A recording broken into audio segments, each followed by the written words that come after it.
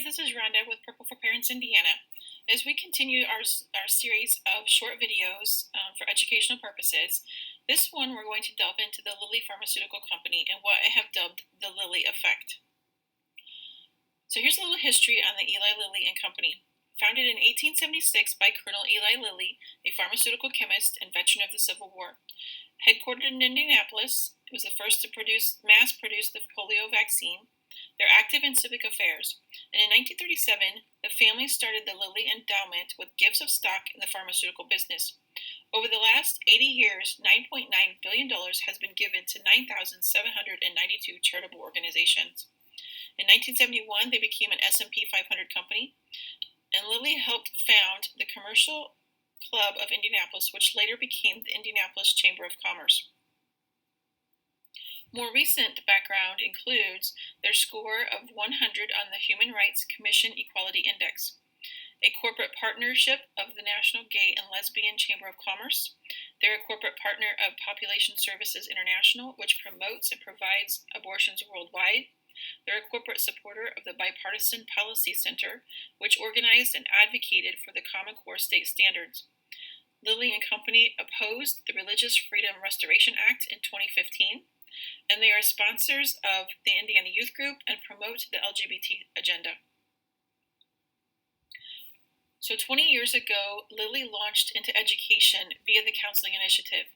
On August 9th, 2001, Lilly awarded a $15 million grant to pioneer an innovative leadership center called CEL for K-12 education in Indiana at the University of Indianapolis. On May 13th, 2003, CEL, the Center for Excellence in Leadership of Learning, accepted a $11.3 million grant from the Bill and Melinda Gates Foundation. And then again, in September of 2006, CEL received an additional $2.3 million from Bill and Melinda Gates. Then in April of 2008, CEL received additional Lilly funding to expand statewide education transformation. November 2009, CEL received Lilly funding through 2015 to continue expansion of education transformation across Indiana. In October of 2016, CEL provides technical assistance to Indiana schools in the Lilly Endowment Comprehensive Counseling Initiative. And today, CEL continues to work to transform schools in Indiana. So as you can see, the major money foundation that was laid to completely redo education in Indiana. This is exactly what Jennifer keeps talking about, of dismantling the system. You have foundational money from both Lilly and Bill and Melinda Gates that is now controlling education in Indiana. So Lilly's Endowment Counseling Initiative, in 2016, they launched their Comprehensive Counseling Initiative for K-12 students. In September of 2017, Lilly awarded $26.4 million to 56 public and charter schools across the state. Consultants in this initiative are from the Indiana Youth Institute, CEL, Indiana Chamber of Commerce, and the Fleck Foundation. Collaboration with mental health care providers to address students' social and emotional needs. They were to implement the American School Counselors Association Comprehensive Counseling Model, and they were to engage in local businesses and to provide professional development to teachers, counselors, and administrators. Those individuals then were to go back into their schools and they were to train their teachers then. Lilly's endowment continued in 2018. Lilly approved another $12.2 million in a second round of grants to an additional 39 public and charter schools. 9 counties then began working collaboratively within to implement comprehensive counseling. Those 9 counties were Elkhart, Grant, Montgomery, Scott, White, Delaware, Wayne, Morgan, and Whitley. Elkhart County received $3.2 million in counseling grants and formed Comprehensive Counseling Collaborative of Elkhart County. They were even given recognition nationally for their efforts countywide.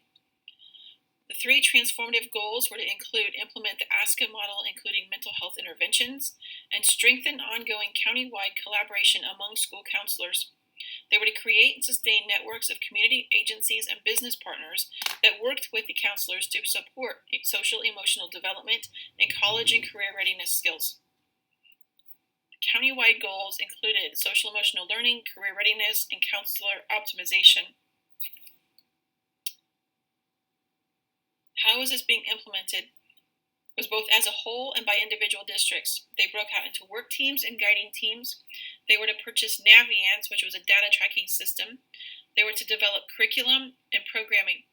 Hatching Results was training under Trish Hatch for 3 years. They were 6 days annually training. They were to go for RAMP certification, which means Recognized ASCA Model Program. And as we dig into ASCA, you will understand the alarming details from within. This is Trish Hatch in the Hatching Results. She's a former vice president of ASCA. She worked closely with President Michelle Obama. She was a strategic planning team member, provided consultation and assistance to the former special assistant to Arne Duncan at the U.S. Department of Education. She's the founder of Hatching Results. She's a national speaker and trainer on the National ASCA model. She's also the author of these particular books. Pilots, Passengers, Prisoners, and Hijackers, Managing Difficult People and Change. That is the one that I decided to order and read. And I can tell you, they take all the employees at the school and they divide them into 4 categories: pilots, passengers, prisoners, and hijackers. Pilots fly the plane, take charge. Passengers are along for the ride. Prisoners are those ones that feel trapped and they're just going to wait it out. And the hijackers are the ones that will not conform to this systemic change that we will see here in a few minutes. She also sits on the leadership and advisory board of the Harvey Milk Foundation.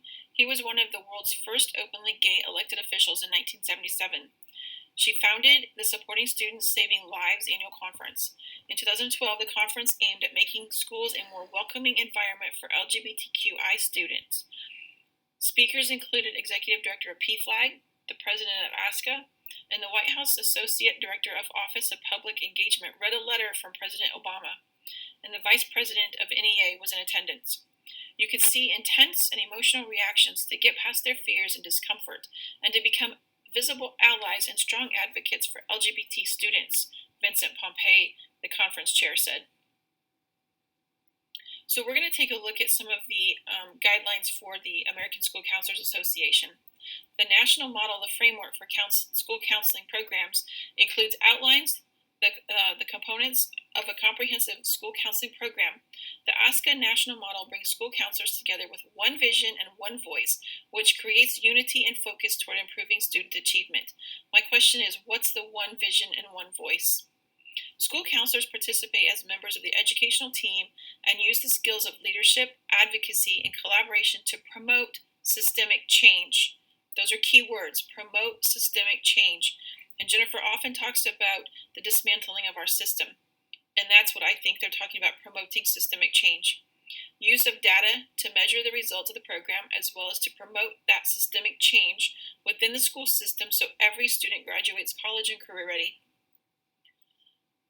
The ethical standards had this to say: preamble, all students have the right to be respected, be treated with dignity, and have access to a comprehensive school counseling program that advocates for and affirms all students of diverse populations, including, but not limited to, and it goes on to list all these different things, but it also spells out sexual orientation, gender identity expression. School counselors are to act as social justice advocates. So here's your social justice coming in under the guise of social emotional through the Lilly funding and the Bill Gates funding. Confidentiality was a little alarming. School counselors are aware that even though attempts are made to obtain informed consent, it's not always possible. When needed, school counselors make counseling decisions on students' behalf that promote students' welfare. How many of you would want your students or your child's school counselor making decisions on their behalf if they don't feel that you are going to comply? The ethical standards, they were to comprehensive data-informed program, provide students with a comprehensive school counseling program that ensures equitable academic, career, and social-emotional development opportunities for all students. They're to review school and student data to assess needs, including but not limited to data on disparities that may exist related to gender, race, ethnicity, socioeconomic status, and or other relevant classifications. They're to use that data to determine the needed interventions, which are then delivered to help close the information attainment, achievement, and opportunity gaps. And they're to share that data that they're collecting on your students, your child, with outside stakeholders. Responsibilities to the school. The counselors are to provide leadership to create systemic change, to enhance the school to LGBT agenda, collaborate with appropriate officials to remove barriers that may impede the effectiveness of the school or the school counseling program. So remove what barriers? That's a question we need answered. Promote cultural competence to help create a safer, more inclusive school environment. This again is the LGBT agenda.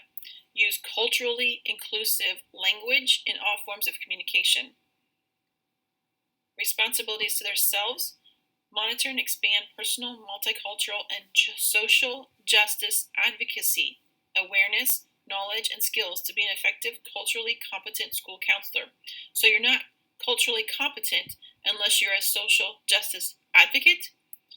Understand how prejudice, privilege, and various forms of oppression based on ethnicity, racial identity, age, economic status, abilities, disabilities, language, immigration, status, sexual orientation, gender identity, gender expression.